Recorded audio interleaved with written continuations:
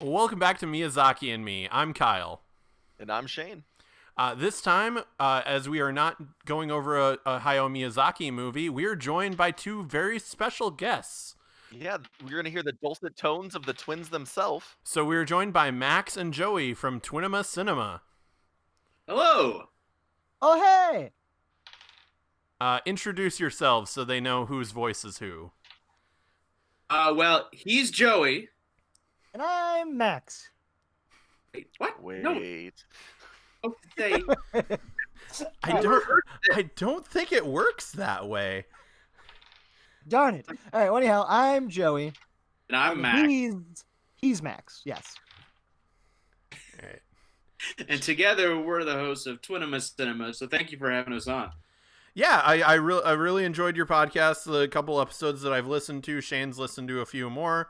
And then I, of course, also went to college with both of you fine gentlemen. So, As did I. Yeah, Cheyne did too. Can't forget about Shane's college experience. Well, technically, Max filmed Cheyne in a video for a play he did. So, Like, did I? Yeah, It was so long. yeah, he was in that Rent scene, wasn't he? Oh, yeah, I had to hang out with them by the... Oh my God, yes. Max and I yeah. used to have to hang out all the time on stage for that. Yeah, we were stuck under a scaffold for hours at a time. Yep. So we brought a couple guests on because we're not reviewing a Hayao Miyazaki movie. As I said, we are reviewing our first Isao Takahata film, Grave of the Fireflies. Or, as it's more well known, Grave of the Fire Cries, because this is so sad.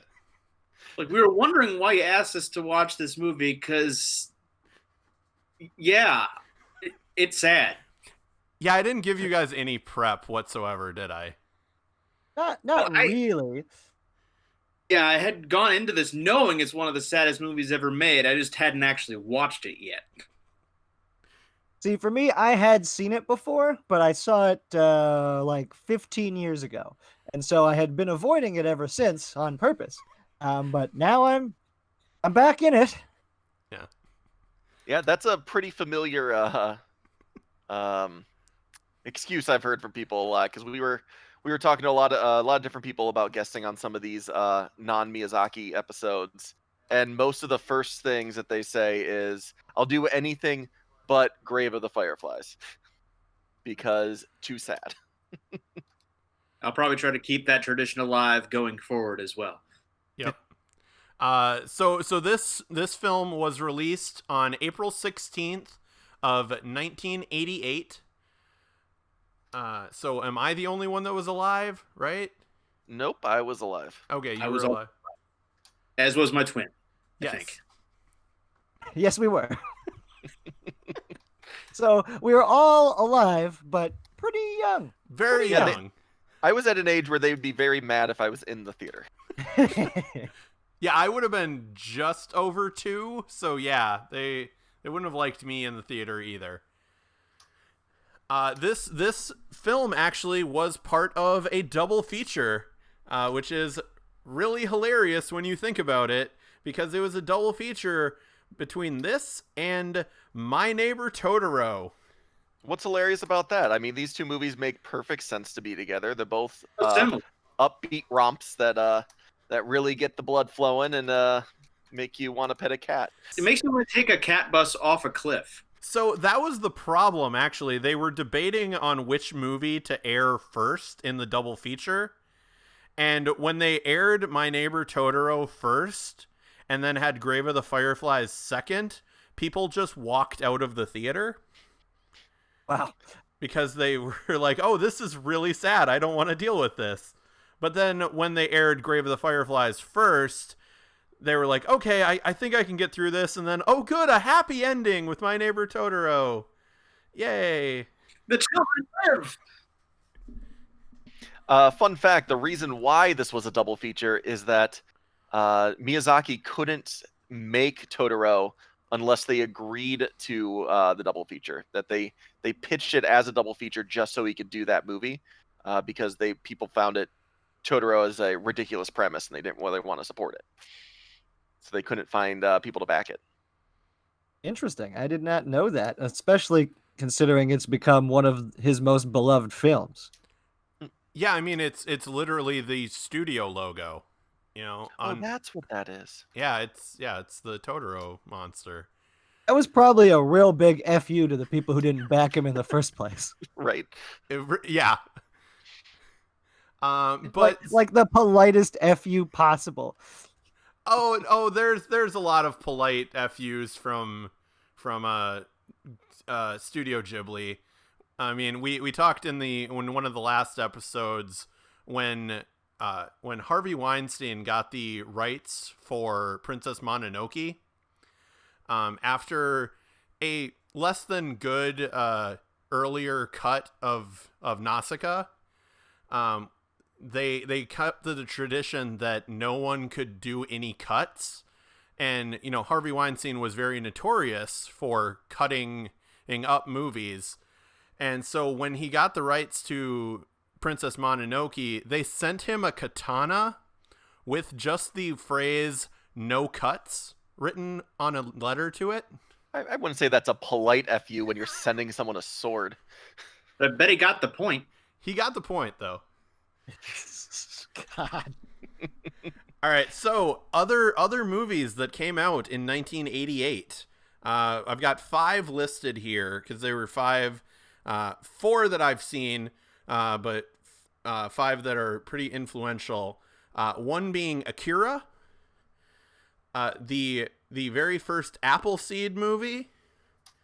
Another incredibly sad movie, The Land Before Time. Oh, all the cries. Oliver and Company. And actually, why should I worry? Yeah, and actually a movie that Joey and I kind of bonded over, Who Framed Roger Rabbit. Kind of bonded over. That's a goddamn masterpiece. It's such a good movie.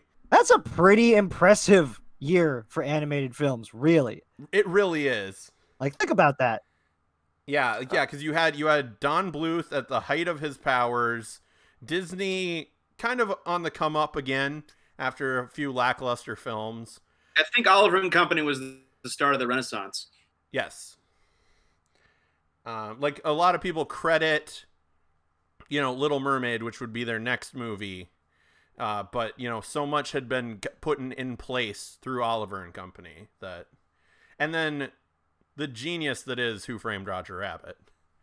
Also, you can't forget, like you just said, Akira, right? Yeah.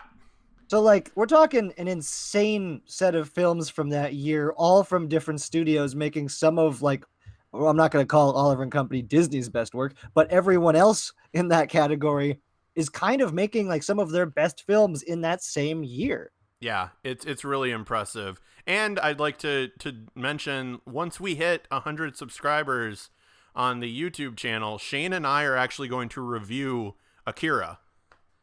And I don't believe Kyle's ever seen it. I have not seen it.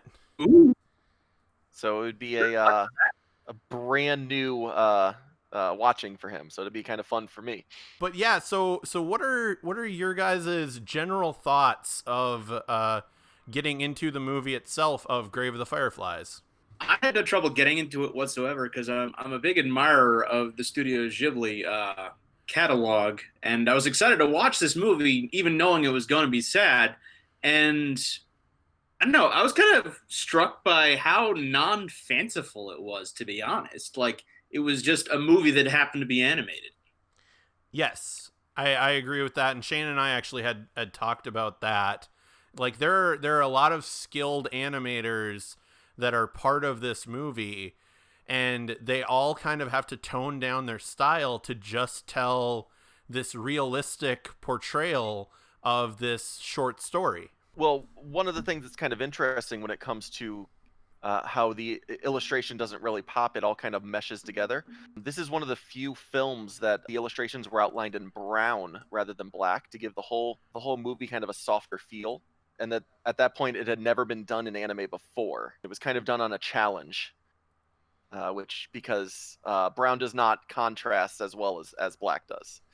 But it really did give it that kind of softer, almost everything kind of blended with each other a little bit easier in my opinion.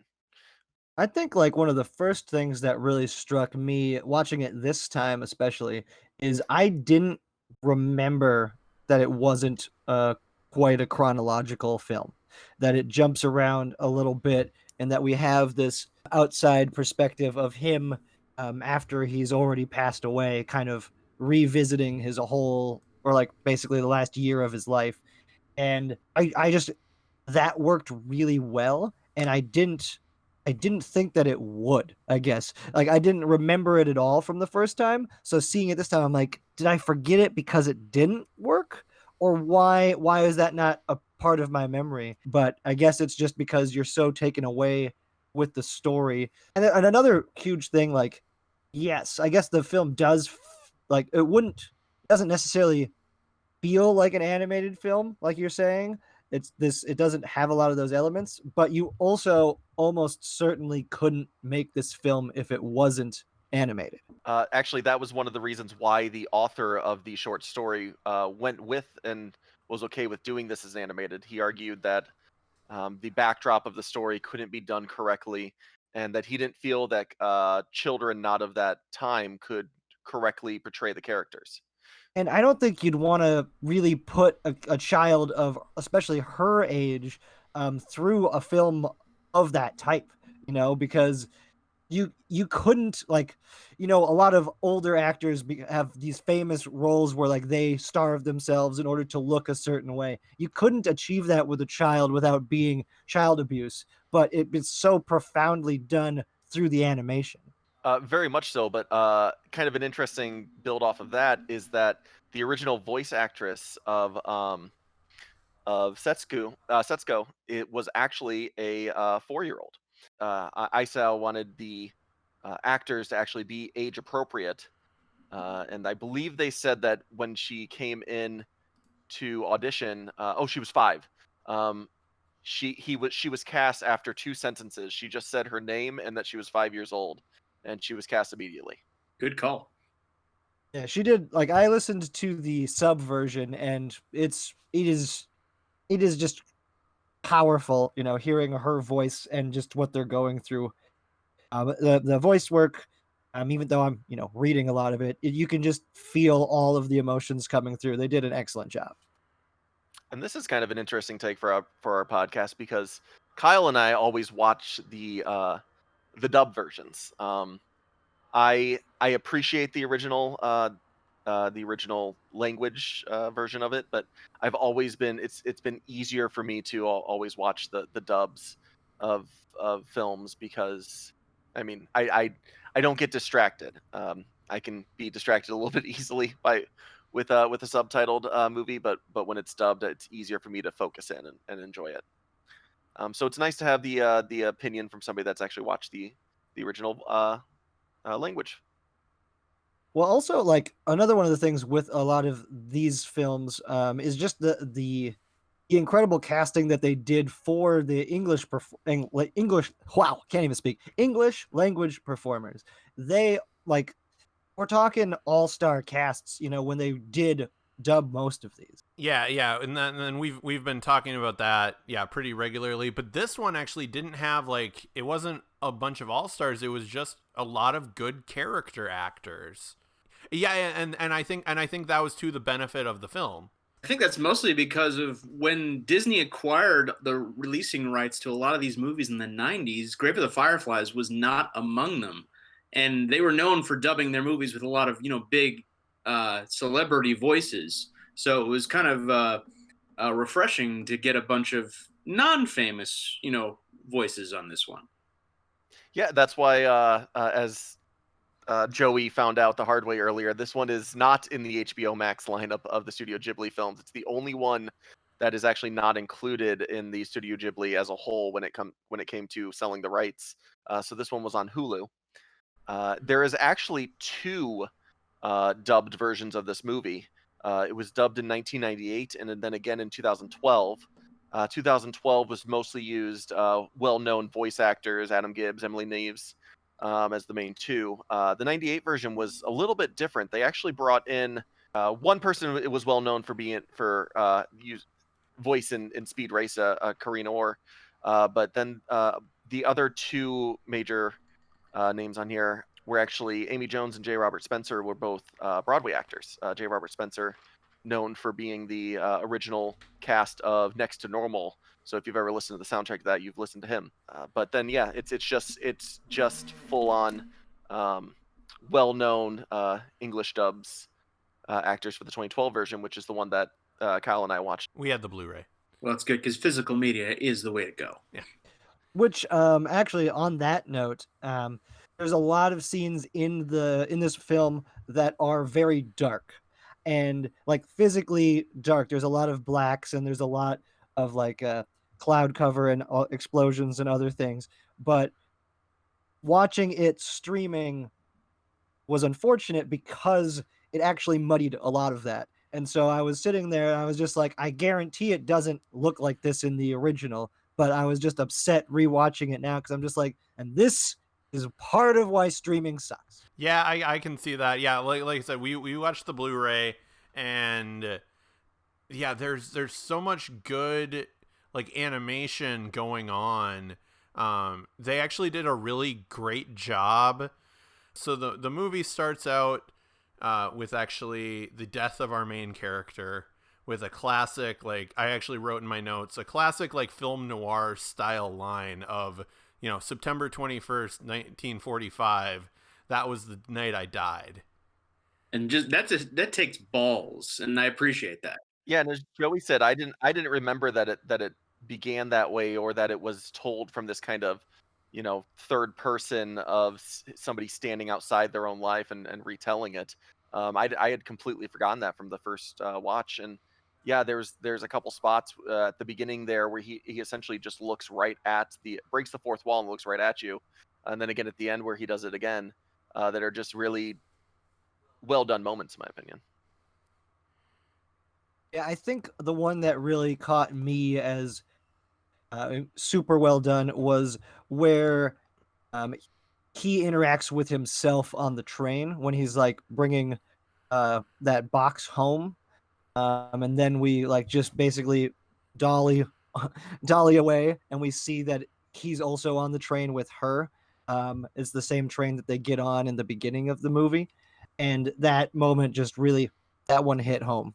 But yeah, what I was talking about with the animation was that very first bombing sequence, and they do such a great job of showing the fear and showing the chaotic nature that was going on in that type of situation, that then throughout the rest of the film, all you need to do is hear those sirens and it's like, oh no, they've got to get somewhere. Yeah, the war imagery is really well done in this, and it's horrifyingly well done.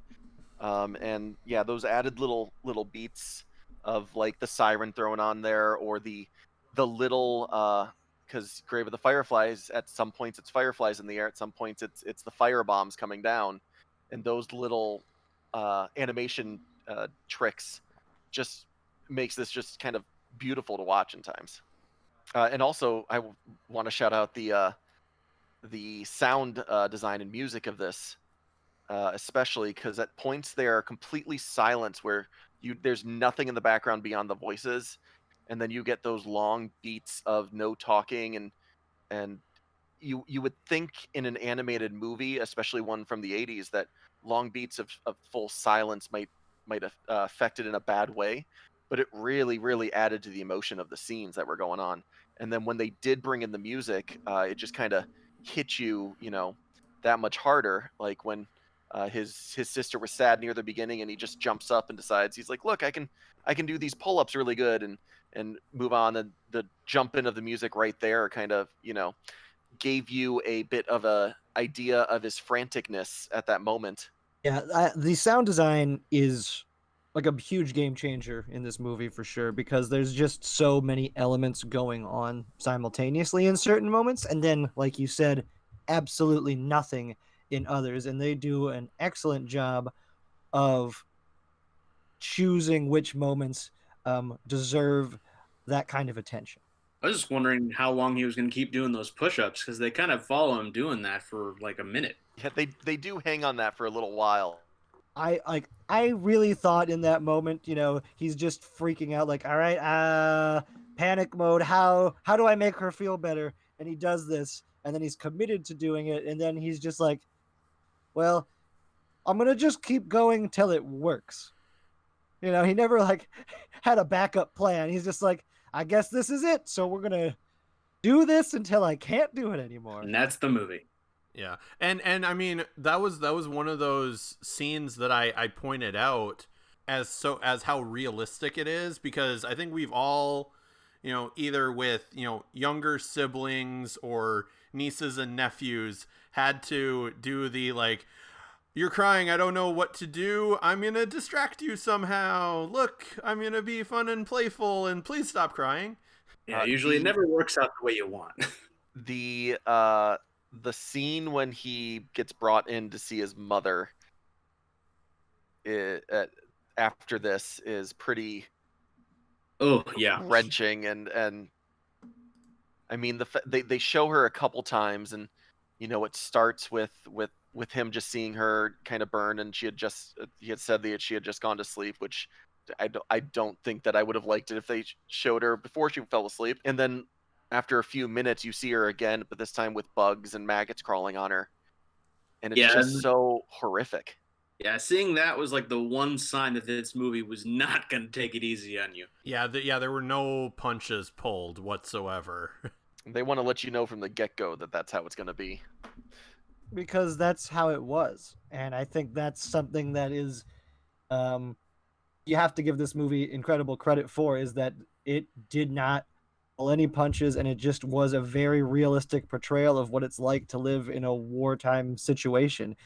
Like, I just don't think, I don't know about you guys, but for me, growing up throughout all of school in the United States, I didn't ever hear about what it was like anywhere else where we were at war.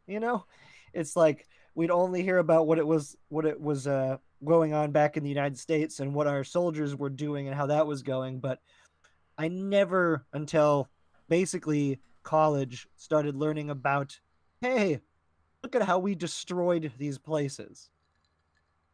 And sometimes even the happenings in the U.S. were kept from us. Like, the whole country learned about the Tulsa massacre this year because of Watchmen. Yep, which is crazy. I had just like everyone else, I had no idea that it was a real thing. Like the second I saw that, I looked it up because I was like, that feels like pretty exact that they're mentioning it there. And I pulled up and I was like, because it happened. Okay. So that's why this movie is very important, because it gives you the perspective of one of those people of history that their story never gets told. Yeah, especially as Joey said, here in America, because it's America's very well known for having one-sided history books, especially from a young age. There's still books that are being hopefully taken out that talk about the Confederates of the Civil War in a better light than they should. And so the fact that we don't get to hear about what happened in Japan during World War II, or the movies where you get to see what was happening in Germany or France or England, even the Allies during that time, and being able to see it from that kind of point of view is just, I mean, it's depressing to watch, but it's important to watch. But it's also a movie that doesn't really offer any allegiances either, other than the fact that the main character's dad serves on a ship somewhere. I guess he isn't like a blind fanatic to the Emperor or anything like that, like we hear with other characters in the movie. Yeah, because even when he finds out that like Japan had surrendered, he's kind of a little taken aback and being like, "What? I thought, oh no, how'd that happen?" But he's more worried about his dad at that point. Exactly. He's definitely more worried about his family than he's worried about Japan having lost.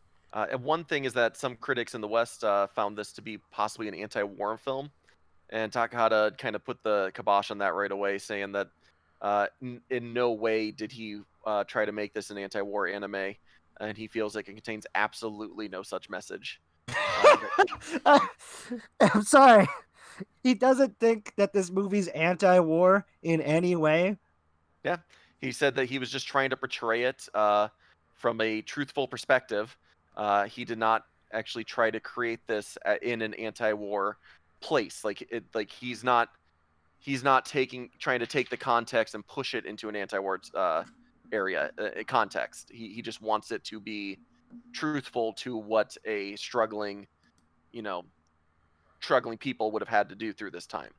Gotcha. So Now, he made does an it come off anti-war anti-war? film. For sure, but it's not. But it's not made to be anti-war. Yeah, okay, I see what you're saying. It wasn't like he didn't have a message going into it, but there is a message in the film, whether that was, his full-on outset intention or not. Correct. Sorry, like No. right when you said that, I was just like, wait a minute, did he watch the movie he made? I was about to say, and it is his direct quote saying that there's absolutely no such message, that he pushed it that far, but he just wanted to kind of portray and show sympathy for the people that might have gone through these kind of things, because there's including him, he was actually the only animator that lived through the bombings, and was that was old enough to remember them, because he was like 7 or 8, I believe, at the time. Yeah, and then he would have also lived through...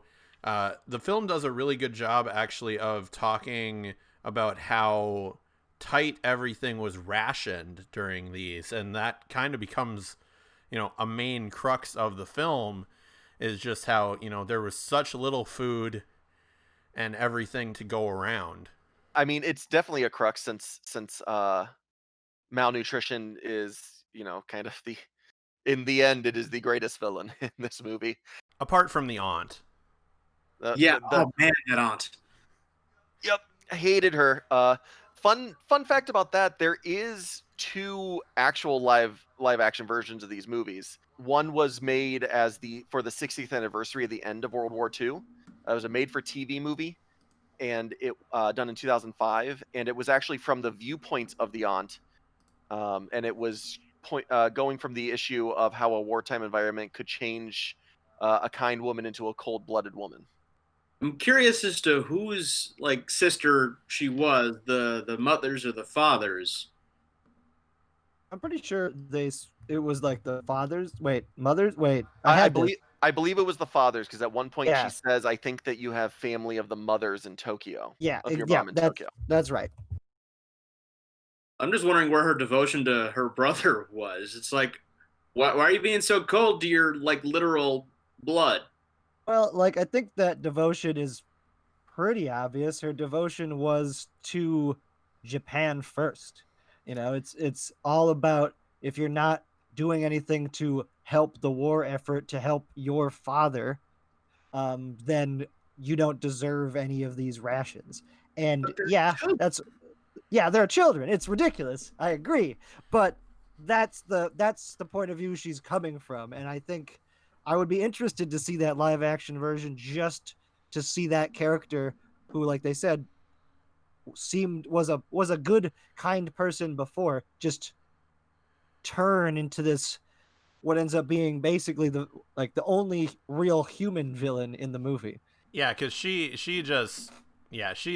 definitely the antagonist of the film, because she keeps pushing things to their brink of, whether it's, you've got to sell your mother's kimonos to trade for rice, and then it's like, I'm not cooking for you anymore.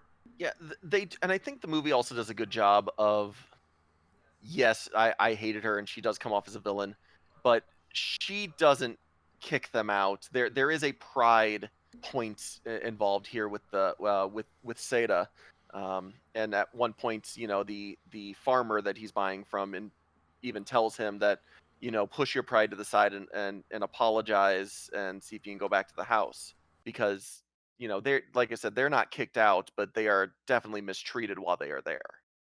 I feel it was a matter of time, though. She would have found a reason to kick them out. I had that feeling as well. I don't think so. I actually go the other way on that one. Is I don't think her pride would have let her kick them out. I don't think she could have allowed herself to be seen as someone who would kick out orphans, especially her family.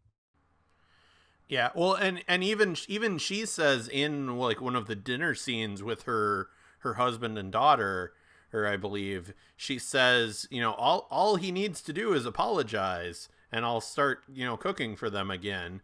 He even went and kind of threw it in my face and went and got cooking pots of his own. So it was definitely a pride thing. But again, they're kids.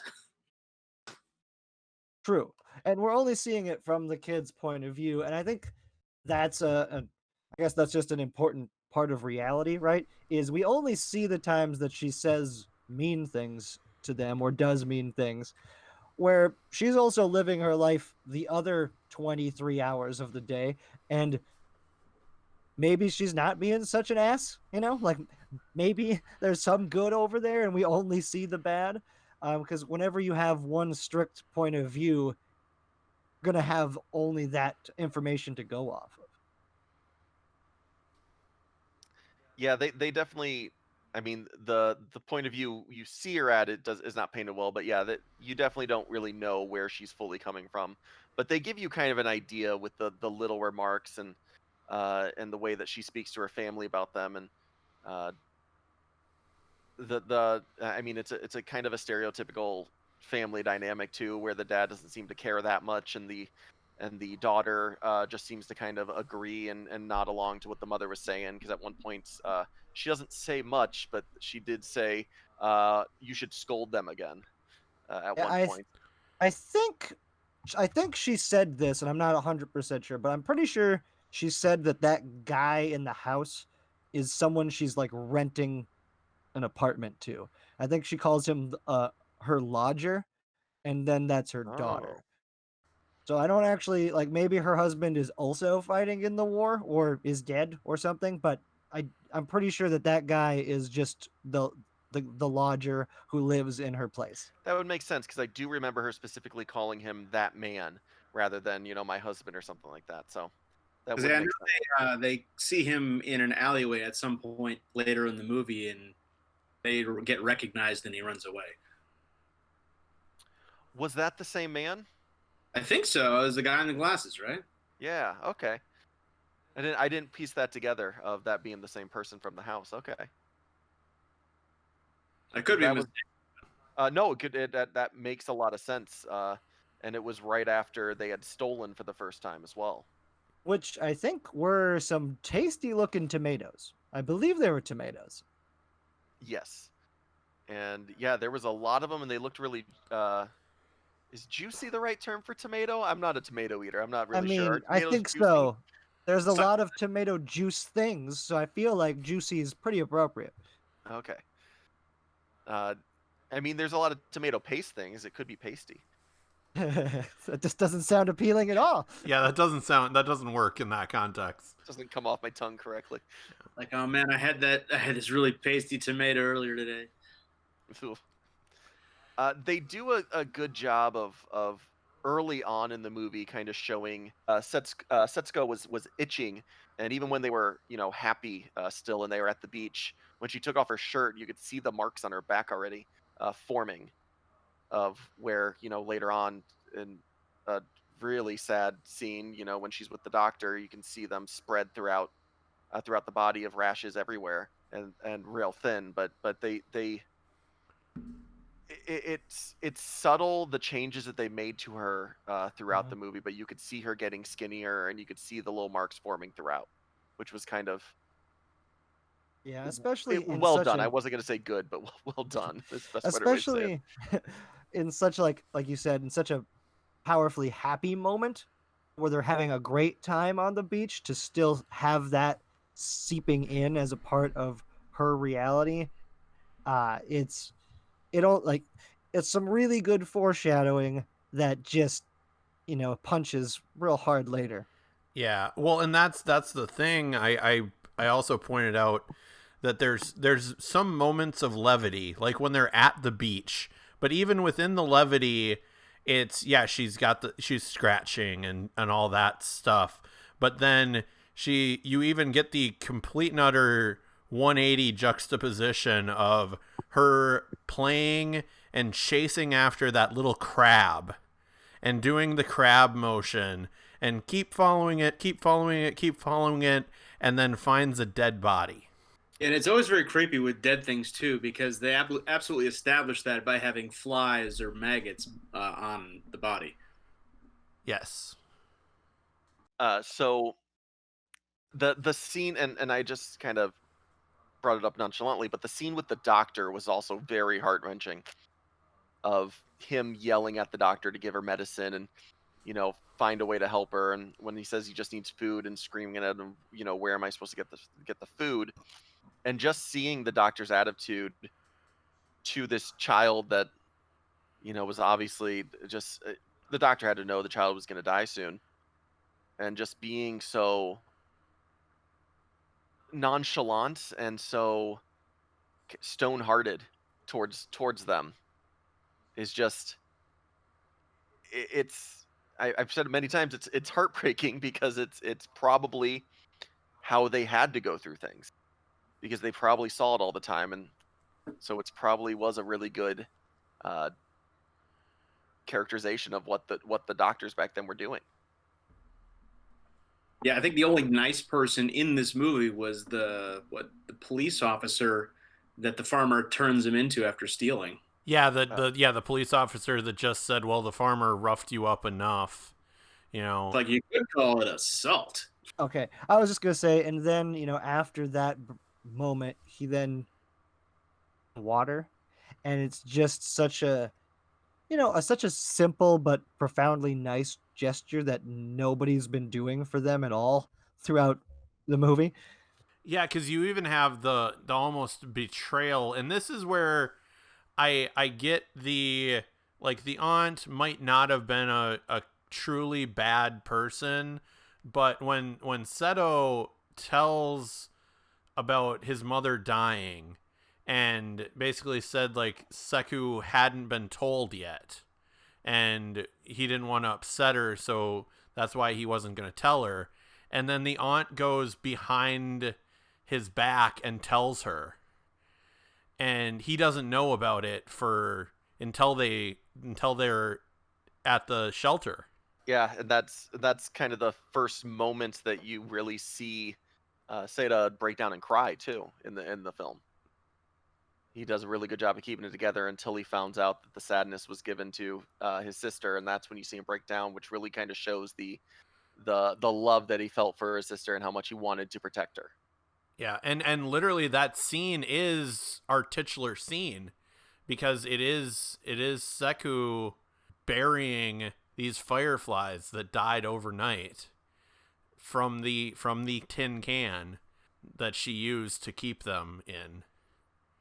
So she is literally making the grave of the fireflies. The scene after she dies, which in itself was just I mean, I was crying, and I'd seen it before, and I knew it was coming, and it almost made it worse. But when he goes to the gentleman for the pyre equipment, that the man just seemed so happy, and that he's was making his tale, yeah. Yeah, and that was just really hard for me to watch, honestly. Like, there's a lot of scenes in this movie, and for some reason, seeing this man just so happy right after this 4-year-old had died, and he's literally selling means to dispose of the body, and he's smiling, he's talking about how beautiful a day it is, and it was just it made me uncomfortable, and just it's well done in the sense that it produced these feelings out of me, but I hated it. I think it kind of speaks to the denial that Japan was going through after the surrender. Like, they'd just gone through all this stuff, and they just needed a silver lining somewhere. And even in the face of death, yeah, they have to do something, even if it is kind of callous in the moment. And I think that this movie ended correctly. not following a Seda until his death that you see at the beginning of the movie, but ending kind of with that pyre, funeral pyre. I was when I first saw the movie, I wasn't sure if there was going to be continue more, but I don't think I could have taken any more. Well, and we also already saw more. So I Yeah. think like that. I think that's one of the reasons why we forgot that beginning part. Is it's like where he's kind of coming back in revisiting everything is because it feels like that's actually the end of the story. Which it is, but that's just not the way they chose to tell it. And I think you're correct that if they would have told it that way, people wouldn't have been able to handle it. Having her pass away and then have him die like 5 minutes later. I don't think that would have worked very well for audiences. Yeah, it would have just been almost too much, and it emphasizes her death, and really the song that they chose for the montage after or her death is really the best word for it. Really is haunting. Like it's just so haunting and so moving, and yeah, like I'm sitting on like one end of the couch just trying to not cry. I'm not even going to look over at Cheyne, who was on the other end of the couch, and just like, nope, I know if I look over at him, I'm going to cry too. Just trying to hold it all together. I too get that feeling when I look at Cheyne sometimes. And I don't know what you're talking about. My allergies were just really bad. So I got a theory here that I was running with for the movie. I think that he says he died is actually the day that his sister died. I could see that. Like we don't actually know the timeline of the movie, because we don't get any other dates other than that date. But in that moment in the movie with that voiceover narration, that I believe he's still technically alive when he says that. Like he's about to die, and we see him basically die, but we didn't actually. And for me, I didn't feel like he died. It's just like his spirit kind of left him. Does that make sense? At least kind of visually, what's Yeah. going on. Yeah, very much so. And I could definitely see that because this is just to bring the happiness even higher. It's based off a true story. It's based off a semi-autobiographical short story by Akiyuki Nasuka, and who himself experienced a lot of these things after the firebombing of Kobe, Japan in '45. He actually had two sisters. One of his sisters died because of the sickness. His adopted father actually died during the firebombing, as did the mother in this one did. And then his younger adopted sister died of malnutrition, just like Setsuko in the story. So it would make sense that that kind of line is kind of written in that way, that this story is played off as two actual deaths, but really he's talking about the death of his soul, and that's coming from the author. Really like to bring up that happiness. Yeah.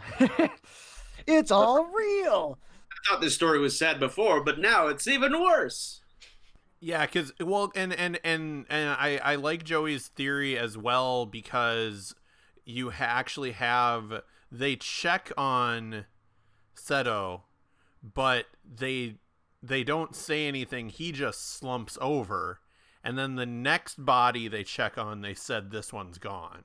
I think they say this one's gone too. I think there might have been a 2 in there. That's right.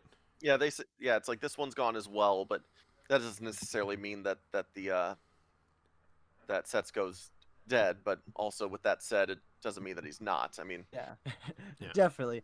I took it to mean this time anyhow, that he's gonna die because he's just given up on life. Yeah. That was the interpretation that I took watching it this time, but I could easily see it go either way, because he's completely malnourished and he's not doing anything.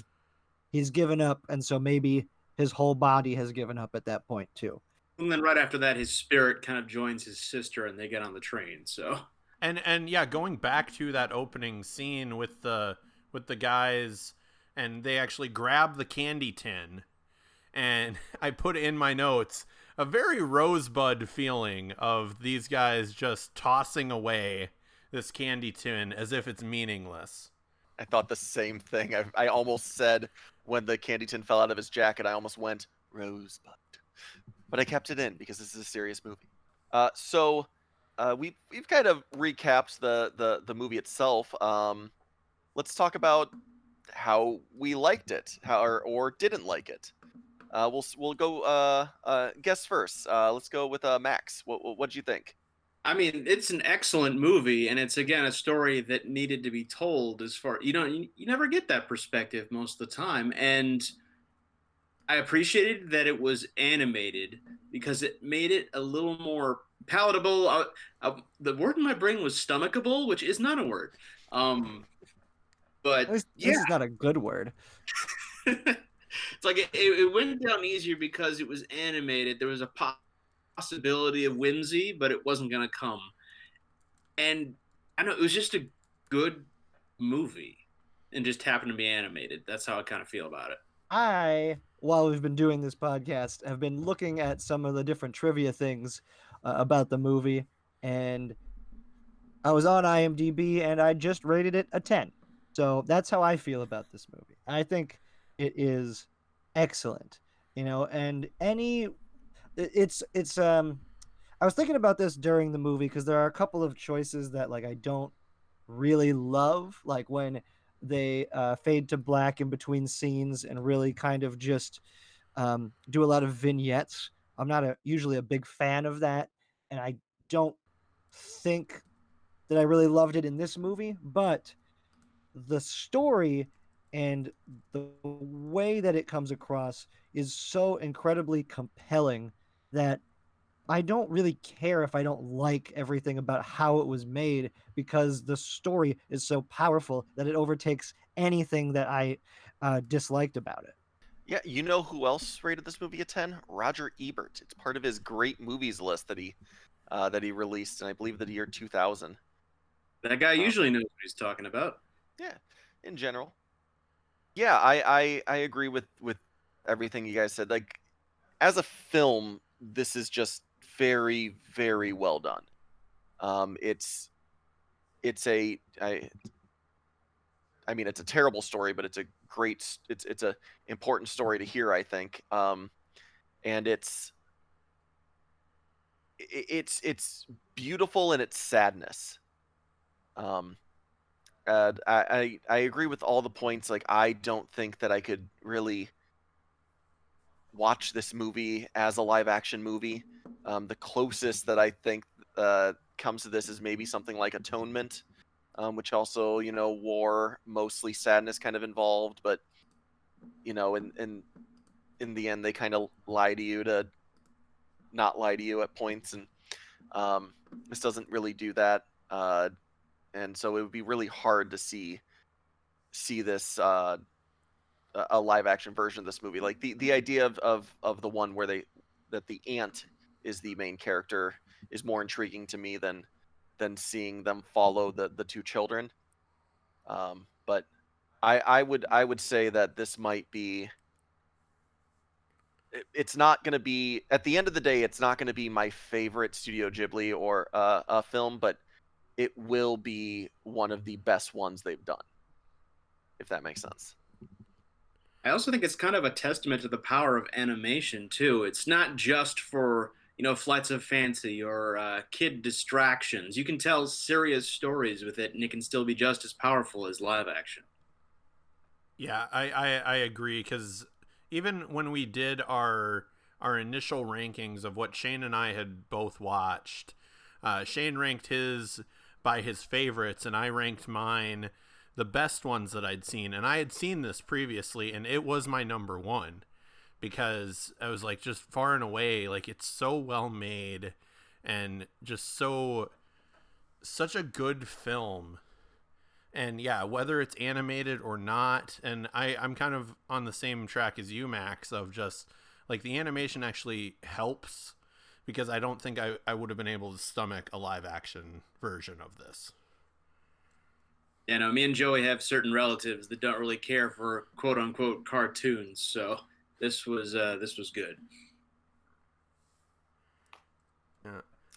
There is one fun fact. One of the key animators on this, it was actually his second Studio Ghibli movie, and that was Hideki Anno, who would go on to he was one of the key animators here. He was one of the key animators in Nausicaa.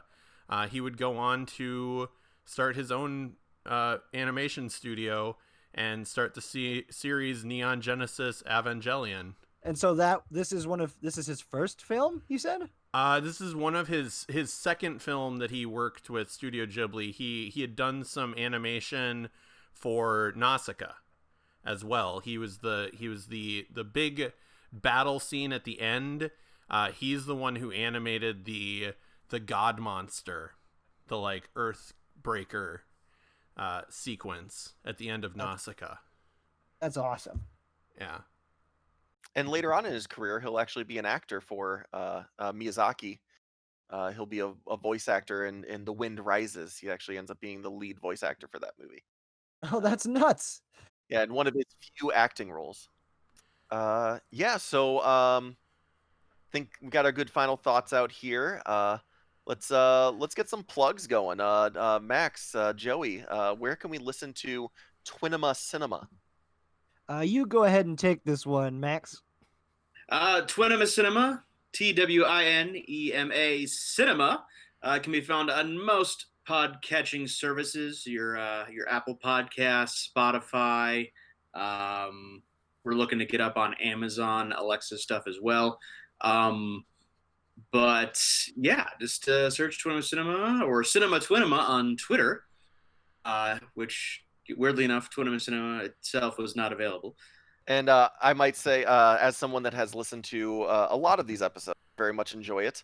I recommend because I fully remember watching both these movies and actually enjoying both of them.